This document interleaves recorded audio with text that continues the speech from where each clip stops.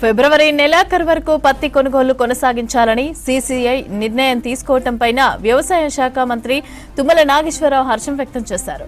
రైతుల ప్రయోజనాలు ప్రాధాన్యతగా తీసుకుని పత్తి కొనుగోలు మరో 10 రోజులు పొడిగించడం సంతోషమని చెప్పారు. ఈ సీజన్లో పత్తి కొనుగోలు ఆలస్యంగా ప్రారంభం కావడంతో దిగుబడులు కూడా ఆలస్యంగా మార్కెట్కు వచ్చాయన్నారు. వాస్తవ పరిస్థితులు కూడా వివరిస్తూ ఇటీవల సీసీఐకి కూడా తాను లేఖ రాసినట్లు చెప్పారు. కేంద్ర మంత్రులు బండి సంజయ్ అదేవిధంగా కిషన్ రెడ్డికి పరిస్థితులను వివరించి రైతులకు నష్టం జరగకుండా చూడాలని కోరానని చెప్పారు. రాష్ట్రంలో ఈ ఏడాది 45 లక్షల ఎకరాల్లో పత్తి సాగయిందని, 28 లక్షల మెట్రిక్ టన్నుల పత్తి ఉత్పత్తి అవుతుందని చెప్పారు. ఇప్పటి వరకు 8,80,000 మంది రైతుల నుంచి 12,823 కోట్ల విలువైన పత్తిని సీసీఐ కొనుగోలు చేసిందన్నారు. ఇక 9 లక్షల మెట్రిక్ టన్నుల పత్తినైతే రైతుల దగ్గర ఉందని, ఈ టైంలో పత్తి కొనుగోళ్లను కూడా వారం రోజులు పొడిగిస్తూ సీసీఐ నిర్ణయం తీసుకోవడం శుభదాయకమని చెప్పారు తుమ్మల.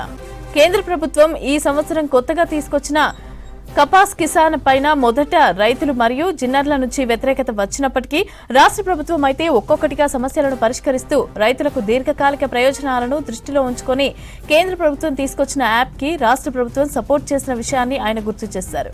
ఇక దీంతో ఈ యాప్ ద్వారా రైతులు క్యూలో నిలబడే అవకాశం లేకుండా సమయపాలన పాటిస్తూ రైతులకు దగ్గరలోని పత్తి కొనుగోలు కేంద్రాలలోనే విక్రయించుకునే అవకాశం కలగటంతో పాటుగా పత్తి కొనుగోళ్లను కూడా రెగ్యులేట్ చేస్తూ పారదర్శకంగా కొనుగోళ్లను చేపట్టే వెసులుబాటు కలిగిందన్నారు.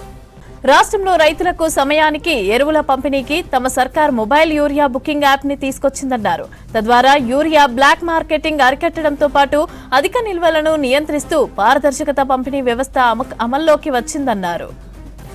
ఫిబ్రవరి నెలాఖరు వరకు కొనుగోళ్ల గడువు పొడిగించడంతో రైతులకు ఉపశమనం లభించిందని మంత్రి తెలిపారు. పొడిగించిన గడువును సద్వినియోగం చేసుకుని రైతులు సమీపంలోని సీసీఐ కొనుగోలు కేంద్రాలకు పత్తిని తీసుకువచ్చి అమ్ముకోవచ్చని తెలిపారు.